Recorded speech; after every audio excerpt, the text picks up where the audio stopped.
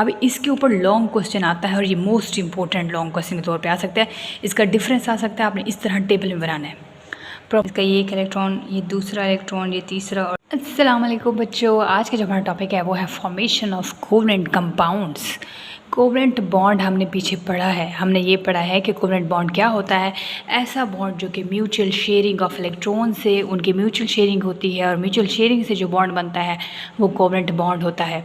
तो फिर formation of covalent compounds क्या है, मतलब ऐसे कंपाउंड्स जिनके अंदर म्यूचुअल शेयरिंग ऑफ इलेक्ट्रॉन हो रही हो, जिनके अंदर कोवलेंट बॉन्ड प्रेजेंट हो, जो बनते ही कोवलेंट बॉन्ड से हों, तो हम उनको कहते हैं कोवलेंट कंपाउंड्स। लाइक जिस तरह आयनिक बॉन्ड से जो बन रहा है कंपाउंड वो आयनिक कंपाउंड है, इस तरह कोवलेंट बॉन्ड से जो बन रहा है कंपाउंड वो कोवलेंट कंपाउंड है। जो कोवलेंट बॉन्डिंग जिन कंपाउंड्स में होती है उनको हम कोवलेंट कंपाउंड कहेंगे। अब डेफिनेशन पढ़ो, ये मोस्ट इंपॉर्टेंट है। Formation of covalent compounds paper में आ सकता है। कैसे फॉर्मेशन होगी? The compound which is form due to mutual sharing of electrons या due to covalent bond is called covalent compound. ऐसा कंपाउंड जो बने ही कोवलेंट बॉन्ड से है, जिसके अंदर कोवलेंट बॉन्ड प्रेजेंट हो, जो कोवलेंट बॉन्ड से बने, तो उसको हम कोवलेंट कंपाउंड कहेंगे। हमारे पास एग्जाम्पल यहाँ पे वाटर है, कार्बन डाइऑक्साइड है, मीथेन है, इथीन है, हमारे पास मैथनॉल है। ठीक है, तो ये एग्जाम्पल्स हैं हमारे पास। तो सबसे फर्स्ट जो एग्जाम्पल है वो है वाटर। वाटर भी एक कोवलेंट कंपाउंड है। ये कोवलेंट बॉन्ड इसके अंदर प्रेजेंट है। कैसे? वाटर का फार्मूला देखो, H2O है, 2 हाइड्रोजन है, 1 ऑक्सीजन है। अब आपने इनके आखिरी शेल में इलेक्ट्रॉन्स पे फोकस करना है। हाइड्रोजन के पास तो एक ही शेल होता है क्योंकि इसका एटॉमिक नंबर ही एक है, तो एक ही शेल है। तो यहाँ पे 2 हाइड्रोजन है, तो एक हाइड्रोजन ये है और दूसरा हाइड्रोजन ये है। 2 हाइड्रोजन है, इनके एक एक शेल है, तो एक एक इलेक्ट्रॉन है इनके पास। अब ये ऑक्सीजन का देखो, ऑक्सीजन के पास आखिरी शेल में कितने इलेक्ट्रॉन्स होंगे? 6 इलेक्ट्रॉन्स होंगे। ये देखो, 2 2 4 2 6, ये 6 इलेक्ट्रॉन्स हैं। अब आपको पता है कि ये जितने भी एलिमेंट्स हैं उनकी कोशिश होती है कि हम नोबल गैसेस जैसे इलेक्ट्रॉनिक कॉन्फ़िगरेशन हासिल कर लें, हम स्टेबल हो जाएं। तो इसको स्टेबल होने के लिए कितने इलेक्ट्रॉन्स चाहिए? अब यहाँ पे हैं 2 2 4 2 6 6 है, तो पीछे इनको 8 कंप्लीट करने के लिए कितने चाहिए? 2 चाहिए। तो ये 2 इससे करेगा म्यूचुअल शेयरिंग से, वो भी स्टेबल, ये भी स्टेबल। तो कैसे करेंगे? ऐसे करेंगे हम। यहाँ पे सेम वही जैसे हमने ऑक्सीजन का बनाया है, 2 2 4 5, 2 2 4 और ये 5 और ये 6। अब ये म्यूचुअल शेयरिंग जब इससे करेगा तो फिर क्या होगा? ये यहाँ पे कर लेते हैं। ये आएगा इसके पास इलेक्ट्रॉन। ये देखो कुछ इस तरह म्यूचुअल शेयरिंग ऑफ इलेक्ट्रॉन्स होगी।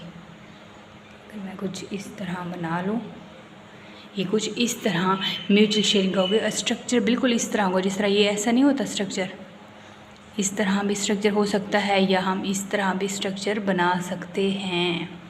ठीक है, तो ये देखो, ये अपना इलेक्ट्रॉनिक्स को डोनेट कर रहा है, इसके साथ एक शेयर हो रहा है, इसके साथ भी ये एक शेयर हो रहा है। तो कुछ इस तरह स्ट्रक्चर बनेगा। नेक्स्ट हमारे पास है कार्बन डाइऑक्साइड। हमें पता है इनके आखिरी शेल पे हमने फोकस करना है। कार्बन डाइऑक्साइड भी एक कोवलेंट कंपाउंड है जो कि जिसके अंदर कोवलेंट बॉन्डिंग प्रेजेंट है। यहाँ पे देखो तो कार्बन डाइऑक्साइड, कार्बन के आखिरी शेल में कितने इलेक्ट्रॉन्स होते हैं अभी हमने पीछे पढ़ा है। तो यहाँ तो ऑक्सीजन के बारे में पढ़ा है, कार्बन के आखिरी शेल में 4 इलेक्ट्रॉन्स होते हैं, ये 2 और ये 2 4। और ये किसके साथ? 2 ऑक्सीजन के साथ मिलेगा। ऑक्सीजन का भी हमने पढ़ा है कि ऑक्सीजन के आखिरी शेल में कितने इलेक्ट्रॉन्स होते हैं? ऑक्सीजन के आखिरी शेल में 6 इलेक्ट्रॉन्स होते हैं, 2 2 4 2 6। अब ये जो ये 2 है ना, अब इससे भी स्टेबल होने के लिए 2 चाहिए और इसको भी स्टेबल होने के लिए कितने चाहिए? इसको भी स्टेबल होने के लिए 4 चाहिए।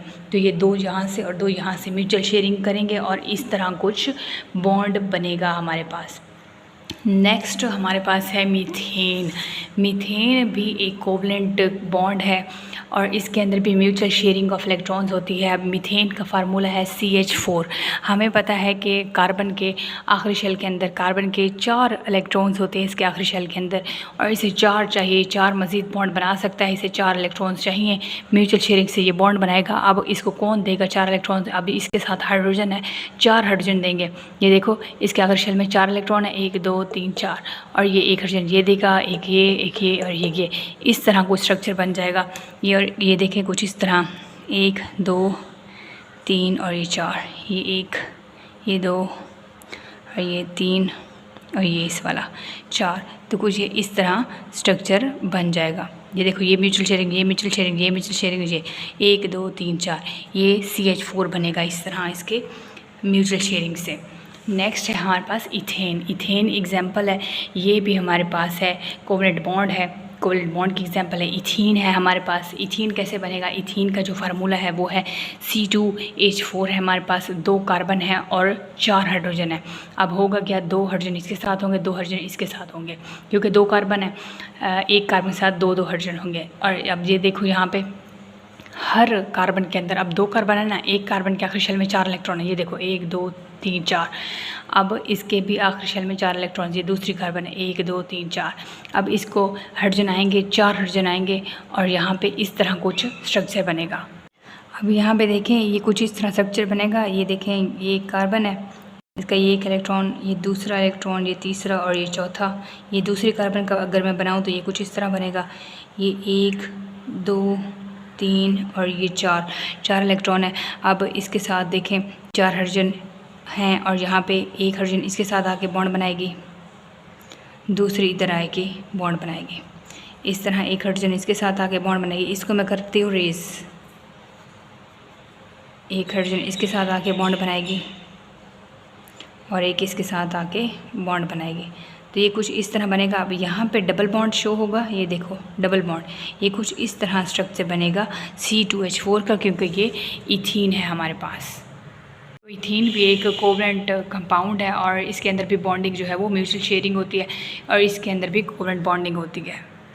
नेक्स्ट हमारे पास एग्जांपल है मेथनॉल की। मेथनॉल का फार्मूला है CH3OH। इस तरह अगर हम लिखें CH3OH, मेथनॉल का फार्मूला है CH3OH। तो ये भी एक कोवलेंट कंपाउंड है, इसके अंदर भी कोवलेंट बॉन्ड होता है। कैसे बनता है अगर आप देखें तो CH3OH सबसे पहले C बनाए, आपको पता है आखिरी शेल के इलेक्ट्रॉन्स हम लिखेंगे। तो कार्बन के आखिरी शेल में इलेक्ट्रॉन्स कितने होंगे? 4 होते हैं, 1 2 3 और 4। फिर इसके साथ 3 हाइड्रोजन हमने अटैच करने हैं। 1 हाइड्रोजन ये अपना इलेक्ट्रॉन डोनेट करेगा कोवलेंट बॉन्ड के लिए, म्यूचुअल शेयरिंग हो रही है, 1 2 और यहाँ पे एक और 3। ये 3 इलेक्ट्रॉन्स, 1 इलेक्ट्रॉन इसके पास फ्री है। अब ये 1 इलेक्ट्रॉन किसके साथ शेयर हो रहा है? ये होगा यहाँ पे OH है हमारे साथ, 1 2 3। ऑक्सीजन के आखिरी शेल में कितने इलेक्ट्रॉन है? 6, 2 2 4 और ये 5वां और ये 6ठा और इसके साथ फिर 1 हाइड्रोजन ने म्यूचुअल शेयरिंग की है। तो देखें तो यहाँ पे ये कार्बन भी स्टेबल हो गया है, ठीक है। ये देखें ये 1 इसके साथ म्यूचुअल शेयरिंग ये की हुई है, ये है और यहाँ पे ऑक्सीजन भी, ये भी इधर से भी स्टेबल और इधर से भी ये स्टेबल हो गया। तो कुछ इस तरह इसका स्ट्रक्चर बनेगा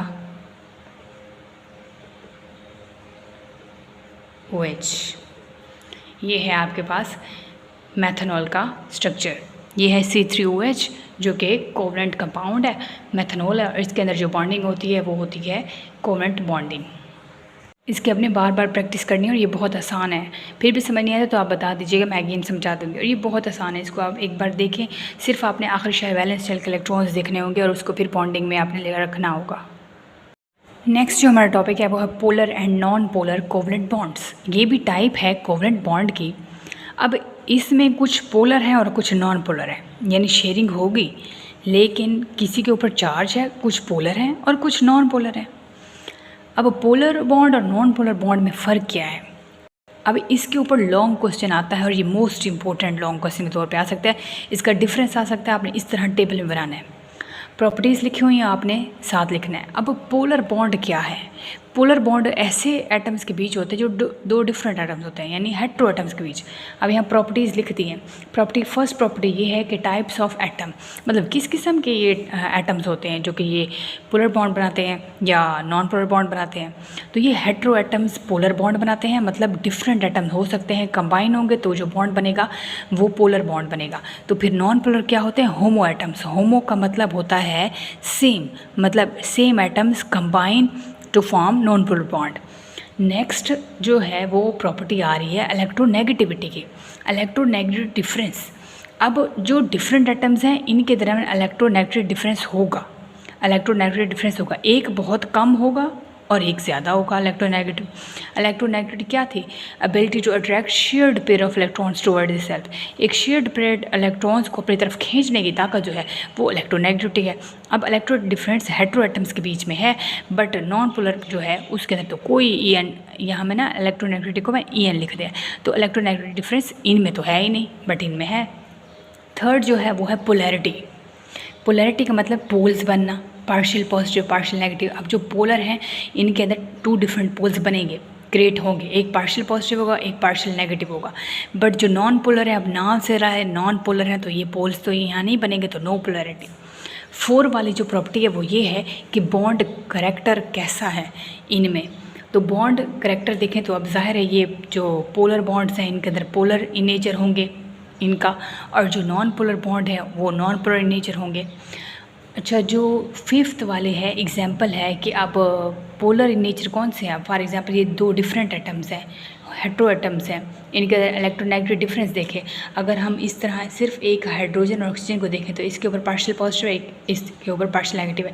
अगर हम इस ऑक्सीजन और इस हाइड्रोजन को देखें तो यहाँ पे भी पार्शियल पॉजिटिव पार्शियल नेगेटिव और पार्शियल पॉजिटिव है, इलेक्ट्रोनेगेटिव डिफरेंस आ रहा है। अगर हम इस तरह HCl के एग्जांपल लें तो इसके ऊपर पार्शियल पॉजिटिव चार्ज है, इसके ऊपर पार्शियल नेगेटिव है। ये दोनों हेटेरो एटम्स हैं, डिफरेंट एटम्स है, कंबाइन हो रहे हैं, इनके अंदर इलेक्ट्रोनेगेटिव डिफरेंस है, एक कम इलेक्ट्रोनेगेटिव है, एक ज़्यादा इलेक्ट्रोनेगेटिव है। ये तो है इलेक्ट्रोपॉजिटिव और ये है इलेक्ट्रोनेगेटिव, और इनके दरमियान पोल्स क्रिएट है, पार्शियल पॉजिटिव और पार्शियल नेगेटिव। ये एग्जांपल है दोनों की।